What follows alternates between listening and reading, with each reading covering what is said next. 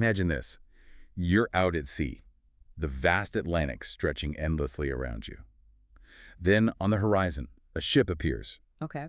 Its sails are partly set, flapping in the wind, but it's heading, well, unsteadily, moving kind of erratically. Right. As you get closer, it hits you like, this is really chilling.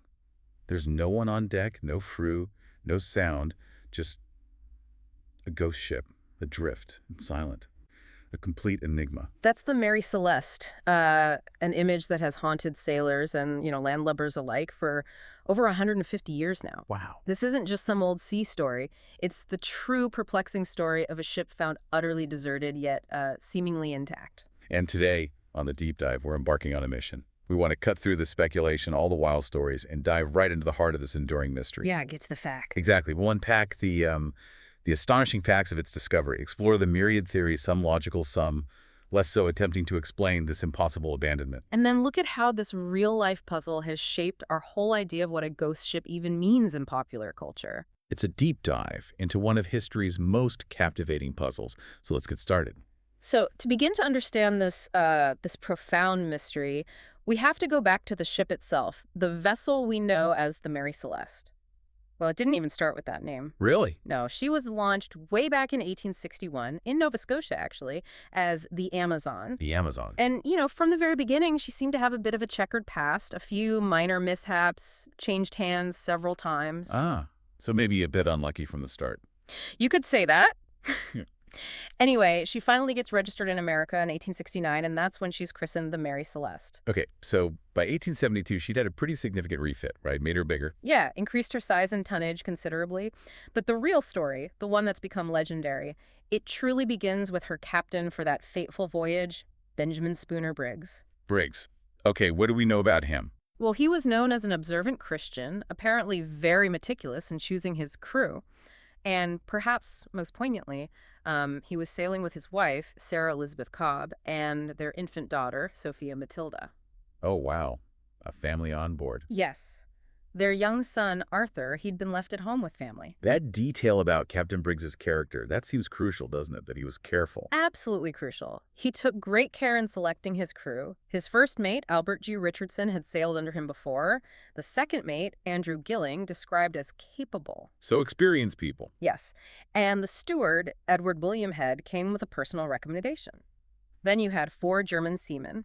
The brothers Volkert and Boslorenzen, Arian Martins, and Gottlieb Godskal all attested to be, and this is a quote, peaceable and first-class sailors. Peaceable and first class. That doesn't sound like a mutinous crew. Not at all. Briggs himself, in a letter just before sailing, expressed satisfaction with both the ship and the crew.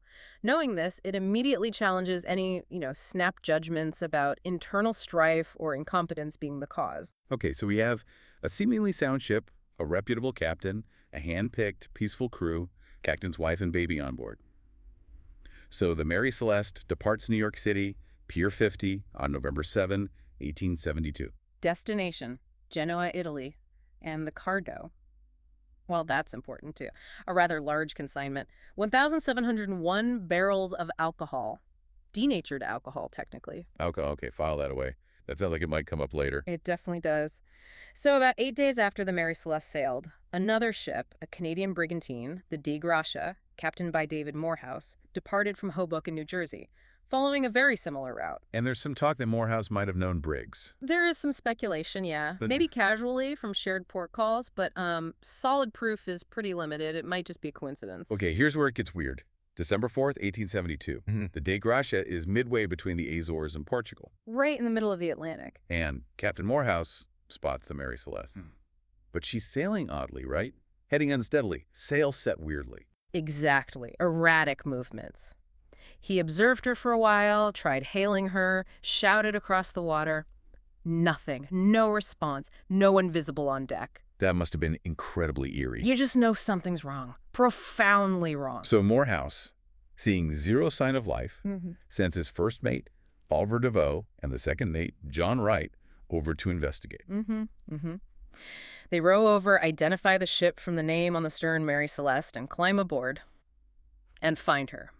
Utterly deserted. Just empty. Empty. The ship itself, well, it was disheveled, sure, but it appeared seaworthy. Under partial sail, though, some sails were missing, rigging damaged, ropes hanging loose. Kind of a mess, but floating fine. So stepping onto that deck, Yeah. what's the first thing that really screams, this isn't just trouble, this is something else? It's precisely that void, isn't it? The complete absence of the crew, combined with the ship basically being okay, and the cargo intact. Right. Most derelicts, you see obvious signs of disaster. Fire damage, collision damage, massive flooding. But here, the main hatch cover was secure. But the foreign lazarette hatches, smaller storage hatches were open, covers lying right beside them. Open hatches. Why? Good question. And maybe the biggest clue. The ship's single lifeboat, a small yawl, usually stowed across the main hatch. Gone. Completely missing. The lifeboat's gone. Okay, so they left. They left, and later investigations suggested its rope was cut, not untied. Cut. Cut. That implies panic, haste. Exactly. A quick, maybe panic departure, not a calm, planned abandonment. That's a huge piece of the puzzle. Wow. Okay, what else did they find on board? Anything else out of place? Well, yeah. The binnacle, the housing for the ship's compass, it had shifted from its place and its glass cover was broken. Compass damaged. Yeah, Maybe a storm or something else. possibly. And there was water in the hold about 3.5 feet, which, sounds like a lot, but for a ship that size, it wasn't immediately alarming, certainly not enough to sink it quickly. So not a catastrophic leak. Doesn't seem like it. They even found a makeshift sounding rod used to measure that water just abandoned on the deck, like someone checked the water level and then left. And the ship's log. Did it say anything? Yes. The mate's daily log was found in his cabin. The final entry was dated 8 a.m. on November 25th. November 25th, but they found her on December 4th. 9 days, a 9-day gap. And the position recorded on the 25th placed the Mary Celeste nearly 400 nautical miles away from where the Dei Gracia found her. So she sailed herself unmanned for 400 miles over 9 days. Apparently so, which is just What incredible. about inside? The cabins. The cabin interiors were wet, and untidy from water sloshing around, but otherwise remarkably orderly. Personal items like Captain Briggs's sheathed sword under his bed were scattered, but most ship's papers and, crucially, the navigational instruments were gone. Navigational instruments gone. That means they intended to navigate somewhere in the lifeboat. That's the logical conclusion, yes. In the galley, the kitchen, everything was neatly stowed. No food prepared or being prepared, but plenty of provisions left in the stores. And critically, no obvious signs of fire, no bloodstains, no signs of violence.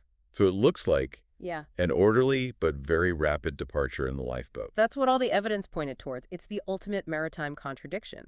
A ship perfectly capable of sailing, but completely empty. It's just baffling. So Morehouse, the captain of the Dei Gracia, he decides to salvage the Mary Celeste, right? Bring her in. Yes, it's a huge potential payday, a salvage award. He aims for Gibraltar, about 600 nautical miles away. He puts his first mate, DeVoe, and 2 seamen onto the Mary Celeste. Must have been slow going, being so undermanned. Very slow. The Dei Gracia arrived in Gibraltar on December 12th. The Mary Celeste struggled in on the 13th, and as soon as she arrived, she was impounded for the salvage hearings. Right, the hearings. This is where they try to figure out what actually happened. Part 2. The mystery unsettled. Exactly. The Gibraltar salvage hearings kicked off in December 1872, presided over by Sir James Cochrane, the Chief Justice. But the guy really driving things was Frederick Solly Flood, the Attorney General for Gibraltar. Solly Flood. And he had strong opinions. Oh, yes.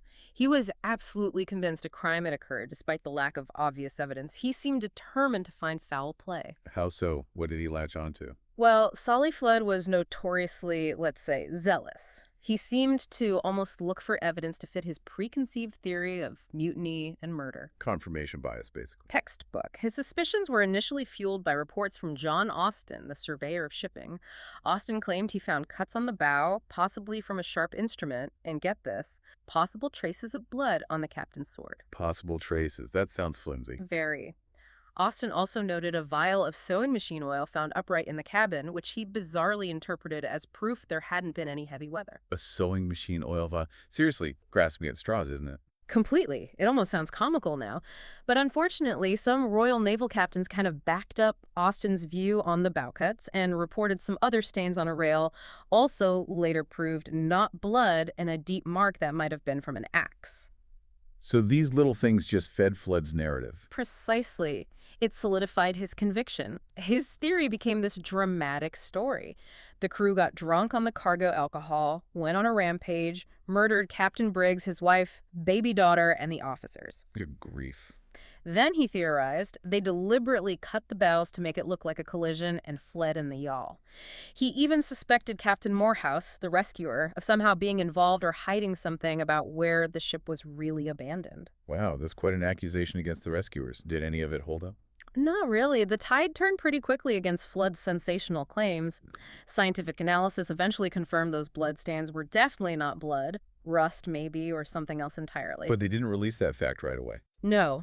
Incredibly, that finding was withheld from the public for 14 years, which of course allowed all those dark stories of bloodshed to fester in the public imagination. That's terrible. What about the cuts on the bow? Captain Schufeld of the U.S. Navy examined them and stated pretty clearly they looked natural, not man-made, probably caused by the ship's own anchor chain chafing against the timbers over time. Okay, so the physical evidence crumbles. What about motive? James H. Winchester, a part owner of the Mary Celeste, testified vehemently to Briggs's high character, his temperance, his skill. He completely refuted any idea of Briggs deliberately abandoning the ship or being part of some insurance fraud conspiracy.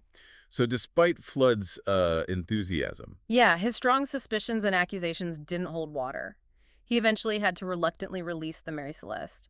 But the damage was done, in a way. How so? The salvage award was only £1,700. That was about 1/5 of the ship, and cargo's total value, much, much lower than Morehouse and his crew expected or probably deserved. And Chief Justice Cochran actually criticized Morehouse in his judgment, which fueled lingering public suspicion about him and his crew. It was really unfair, a cloud that followed them. It's amazing how powerful initial unproven allegations can be, isn't it? It really is. So, okay, foul play is largely dismissed by the actual evidence. But the question remains, what did happen? Why did they leave a sound ship? That's the core of it. If it wasn't pirates or mutiny, what else could possibly make experienced sailors abandon ship in the middle of the Atlantic? Well, let's look at the main contenders. Insurance fraud, as we said, pretty much disproven by Briggs's character and the circumstances. As the writer Brian Hex argued, if you were committing fraud, you wouldn't create such an attention-grabbing mystery. Good point. Make it look like a simple sinking, maybe. Exactly. Piracy, like Riffian pirates from North Africa, also seems unlikely. They would have looted the ship, surely. But personal valuables belonging to the captain and crew were left untouched. Okay, so valuables left behind argues against piracy. Right. And that really dark theory about Captain Briggs having some kind of religious mania and committing a murder-suicide that was floated by a historian named John Gilbert Lockhart. But he later retracted it completely and apologized to Briggs's descendants. There was zero evidence for it. So we're back to the lifeboat. They left in the lifeboat. Why? One idea came from Oliver Cobb, who was Captain Briggs's cousin. He suggested maybe the crew boarded the yawl just as a temporary safety measure. Perhaps they thought something was about to happen. Maybe the ship was making strange noises or they feared the cargo. Okay, a precaution. Yeah. And maybe they attached the yawl to the ship with the main halyard that's a key rope for the mainsail, intending to stay close. But then the line parted unexpectedly, maybe in rougher seas, leaving them adrift and unable to get back to the Mary Celeste. It's plausible, I guess. Just still feels a bit flimsy. Well, another expert, Paul Begg, he pointed out a logical flaw. If you think your ship might explode or sink imminently, why would you tie your only escape route to it? You'd want to get clear, right? Yeah, that makes sense. Put some distance between you and the danger. Which leads us to maybe the strongest theory involving the lifeboat, proposed by Arthur N. Putman, a New York insurance appraiser at the time. He focused on that cut rope. The cut rope again, implying haste. Exactly. He linked this panic to the cargo, those 701 barrels of alcohol. Alcohol, especially denatured alcohol like this can release flammable vapor. Putman suggested there might have been rumblings, maybe small vapor leaks, maybe even minor explosions or pressure releases from some of the barrels. So not a huge explosion that destroyed anything, but enough noise and maybe fumes to cause serious panic? That's the idea. He postulated maybe a more sudden, intense pressure wave explosion, not necessarily a fire, but a whoomph, a burst of pressure and vapor that scared the crew into thinking a catastrophic explosion was imminent. And that would explain the rapid evacuation, the cut rope. It could. And interestingly, years later in 2006, a chemist named Andrea Sella did an experiment for a documentary. He built a scale model of the Mary Celeste's hold. Oh. Yeah, he used butane gas to simulate alcohol vapor and ignited it. He got a significant pressure wave explosion, a big blast, a ball of flame, but crucially, almost no scorching or fire damage inside the replica hold afterwards. Wow. So that fits perfectly. A big scare, but no actual ship damage. It gives a lot of scientific weight to that theory, doesn't it? Yeah. A sudden, scary bang maybe displaced the hatches, caused immediate panic, abandoned ship now, and then the ship, still sailing, just drifts away from the tiny yawl in the vast ocean. That actually sounds like the most plausible explanation I've heard so far. It's definitely a strong contender, but there are still counterarguments. Oh, like what? Well, the overall soundness of the ship still nags at people, and the cargo itself, remember, only 9 out of over 1,700 barrels were found empty, mostly just from normal seepage or minor damage. That's considered an acceptable loss, not evidence of major, widespread leakage or explosion. So if there wasn't major damage, would the panic have been so overwhelming they couldn't reassess and get back on board the perfectly good ship? That's the sticking point for some. It requires a very specific level of immediate, irreversible panic. Okay, so if not the explosion theory, what about natural phenomena? Well, the first mate of the Dei Gratia, DeVoe, he suggested a false sounding. Maybe the pumps were clogged or malfunctioning, making them think the ship was taking on water much faster than it really was. Panic ensues. A technical malfunction leading to a fatal error in judgment. Possible. Also, a severe waterspout strike was proposed. That could account for the water found in the ship, the messy state of the rigging and sails. Maybe it even drove water up from the bilges into the pumps, again, falsely indicating flooding. Waterspout. Mhm. That's dramatic. Could that shift the compass binnacle too? Possibly. Other, less likely natural ideas included a rogue iceberg, highly improbable given the location and time of year. Yeah, sounds unlikely. Or fear of running aground. There's a dangerous reef, the Dalabot Reef, off Santa Maria Island in the Azores. One theory suggests the Mary Celeste was becalmed and drifting towards it. Briggs launched the yawl to assess, or maybe tow, then a sudden wind sprang up, blew the ship away, and swamped the yawl. But didn't you say the sails weren't set right for being becalmed? Exactly. Many sails were found furled, suggesting they weren't just sitting in a dead calm, so that theory has holes too. Any others? This is like peeling an onion. One more major category, a submarine earthquake or seaquake. This could cause sudden, violent turbulence on the surface, maybe damage some cargo barrels, release those noxious alcohol fumes, leading to that same fear of explosion and an ordered abandonment. And the open hatches could fit with trying to air out the fumes. Could be. But again, the lack of significant physical damage to the ship structure itself weakens this theory too. You'd expect more evidence of violent shaking. So you can see how each theory tries to fit the pieces, but none of them. None of them are a perfect fit for every detail, are they? Not one, and that's why it endures. Having looked at countless maritime mysteries, the Mary Celeste is truly unique because it so perfectly defies any single neat explanation. It's what keeps researchers coming back. As Brian Hicks said in his book Ghost Ship, the ghost ship may be the best example of the old proverb that the sea never gives up its secrets. And because of that, that refusal to be solved, the Mary Celeste has become more than just a historical event. It's a legend, isn't it? Part 3. The cultural legacy. Absolutely. Its name, often misspelled as Marie Celeste, which we'll get to, has become like shorthand for any kind of unexplained desertion or mystery. Yeah, you hear it was like the Marie Celeste all the time. Exactly. And this isn't just about what might have happened on the ship, but how the story itself got twisted and retold over the years, really shaping how we all think about it. How did that start? Early newspaper reports. Yeah, pretty quickly. Early accounts, like in the Los Angeles Times in 1883 or Overland Monthly in 1906, started adding juicy, invented details to make it more sensational. Things like finding dinner standing untasted on the table, or live chickens pecking around on deck. Stuff that just wasn't true.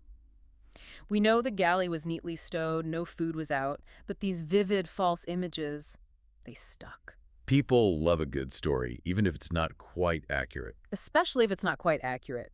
But the real game changer, the person who probably did more than anyone to cement the Mary Celeste myth in the public consciousness, was Sir Arthur Conan Doyle. The creator of Sherlock Holmes. The very same. Before Holmes really took off, he wrote a short story called J. Habakkuk Jepson's Statement. It was published in the Cornhill magazine in January 1884. And it was about the Mary Celeste. Well, sort of. He took the basic premise, deserted ship, but fictionalized almost everything else. He even misspelled the name as Marie Celeste. Ah, so that's where Marie comes from. That's the main source, yes. He changed the captain's name, the voyage details different year, Boston to Lisbon, not New York to Genoa. He even added fictional passengers, including a sinister figure named Septimius Goring who orchestrates murders. So a complete work of fiction, basically. Totally. Doyle never intended it to be taken as fact, but the story was hugely popular, and because it was so widely read, that Marie Celeste's spelling became more common, more recognized than the actual name Mary Celeste. Wow. That's the power of fiction right there, literally rewriting history in people's minds. It really is. It shows how easily a compelling narrative can overtake the often messier, less dramatic truth. And did the fantastical theories stop with Doyle? Or did things get even weirder? Oh, they got weirder, much weirder. In 1904, Chambers' Journal published a piece suggesting a giant octopus or squid attack. Seriously, a kraken. Yep. Pretty wild stuff. Quickly discounted, though, because, well, as you'd expect, a giant squid probably couldn't make off with the ship's lifeboat or the navigational instruments. Minor details. Yeah, just minor details. What else? Then you get into the realm of alleged survivor accounts, which were almost always elaborate hoaxes. There was one called Abel Fosdyke, published in the Strand magazine in 1913, claimed the crew all drowned during a swimming contest off the side of the ship that went wrong.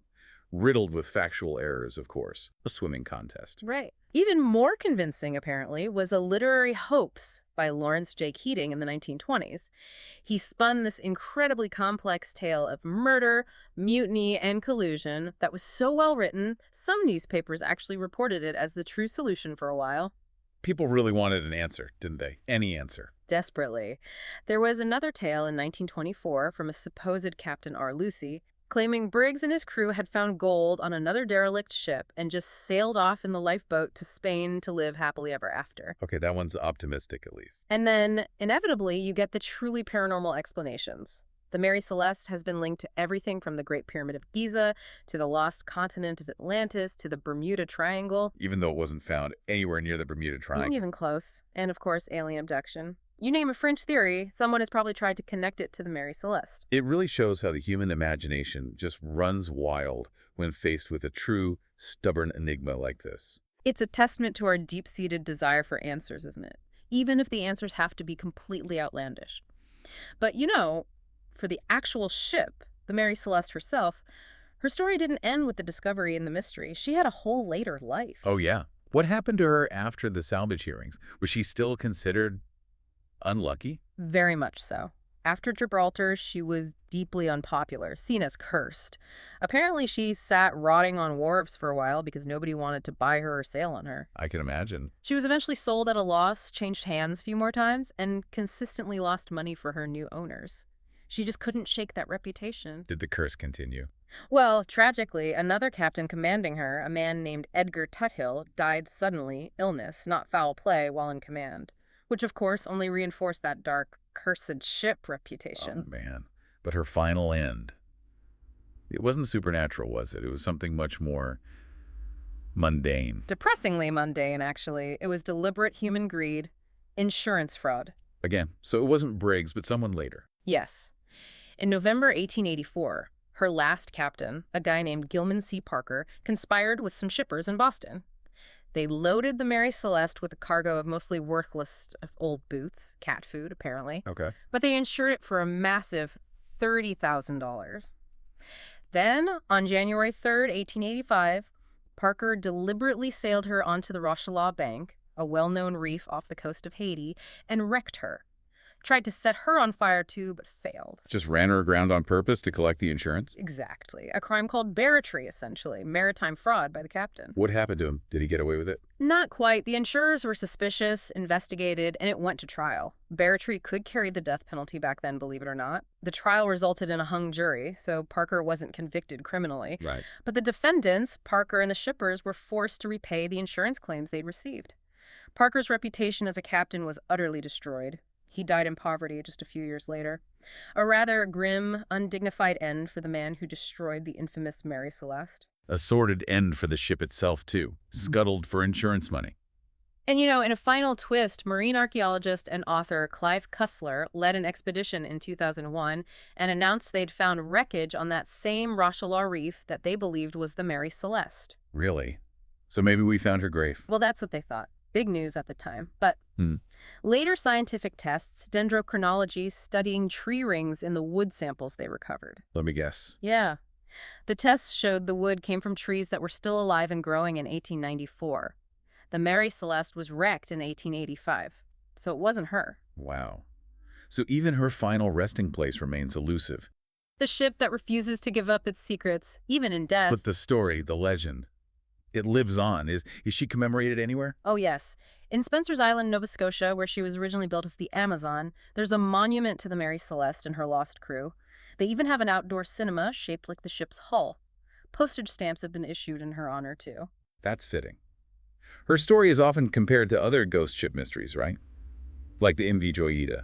Yes, the Joyita disappearance in 1955 has some parallels found adrift, deserted, but in much worse condition. But the Mary Celeste remains the archetype, the gold standard of ghost ship mysteries. And people are still trying to figure it out. New theories. Always. A 2007 Smithsonian Channel documentary put forward a combined theory. Maybe pump congestion did cause a false reading of water in the hold, combined with a malfunctioning chronometer, the ship's crucial timekeeper for navigation. How would a faulty chronometer matter? Well, it could have led Captain Briggs to miscalculate his position, maybe think he was much closer to land, like the island of Santa Maria, than he actually was. So fearing the ship was sinking and thinking land was nearby might have tipped the balance towards that fatal decision to abandon ship in the yawl. So a combination of factors, maybe, not just one single thing. That's often how these complex events unfold, isn't it? A chain reaction of small problems and misjudgments leading to disaster. It's still speculation, but it tries to tie together several plausible threads. So after all this, Mm-hmm. the deep dive into the discovery, the theories, the enduring legend, the fate of Captain Briggs, his wife, his daughter, and the crew of the Mary Celeste remains one of the greatest unsolved maritime enigmas. It really does. We've looked at the hard facts found on the derelict ship. We've explored theories from plausible panic over alcohol fumes to, well, sea monsters and aliens. And we've seen how fiction, especially Conan Doyle's story, profoundly shaped how the world remembers the Marie Celeste. And what's truly fascinating, I think, is how this story really highlights our collective fascination with the unknown, doesn't it? Absolutely. It shows how these real-life mysteries get tangled up in our cultural fabric. They spark creativity, sure, but also critical thinking, that urge to sift evidence, to question narratives, to wonder, what if? So the final thought to leave you with, is the Mary Celeste mystery truly, as that saying goes, proof that the sea never gives up its secrets? Or does its enduring power lie more in us, in our very human fascination with the unexplained? A fascination that forever encourages us to look closer, to keep asking questions, and to imagine what might have been out there on that empty, silent ship. It's a question that certainly keeps the story alive, doesn't it? Makes you wonder.